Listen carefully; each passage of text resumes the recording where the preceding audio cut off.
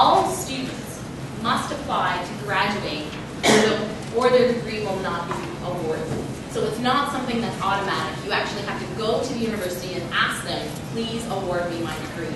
I fulfill these requirements, please acknowledge it. So submit your intention to graduate undergraduate studies form to the registrar's office by the deadline, March 1st, 2010 for spring convocation or August 1st for fall convocation. So UW only has two convocation times of year. One is in the spring and one is in August. So March 1st, oh yes. Thank you, Chantal. So one is in the spring and one is in the fall, is what I meant to say. March 1st is next Monday, so if you haven't filled out your intention to graduate form, we do have forms here today that you can pick up to fill out. This is something that you can do with your academic advisor to make sure that you're filling it out properly. And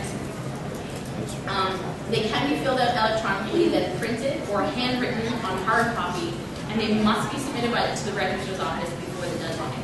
So, in case you were unaware, the registrar's office hours are 8:30 to 4:30 Monday to Friday, but they do have a drop box available. So, if you can't make it in during business hours, you can just slide it into their drop box. So, more about the intention to graduate form.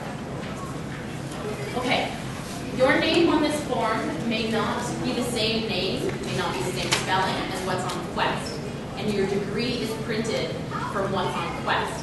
So make sure that whatever's on Quest is most up to date. And we'll talk a little bit more about changing that in case it's misspelled or you want a different name. This is a very important question. Ask if you have, or this is a very important section.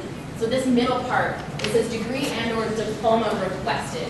So it has Bachelor of Mathematics, Arts, whatever the case, and then check 1, 4-year general, honors, 3-year general, regular or co-op, and then you state your major plan, your minor plan, your options, your specializations. You have to capture it all here.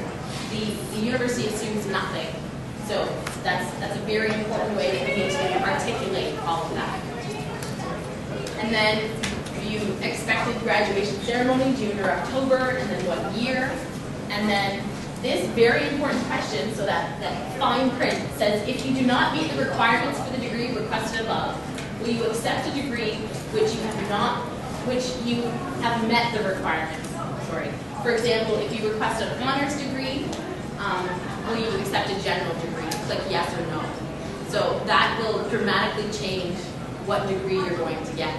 So, and that's the type of stuff that the registrar's office needs to know in order to give you the degree that you are entitled to, or they'll contact you and say you're not entitled, and then you can come back to school and finish up the requirements. Yes. So, and then read all of these important notices at the bottom.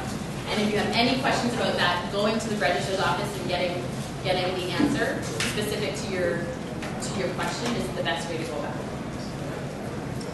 So, your name written on the intention to graduate form may not be the one similar to the one listed on Quest or your diploma. Only your name and how it appears on Quest will be printed on your diploma.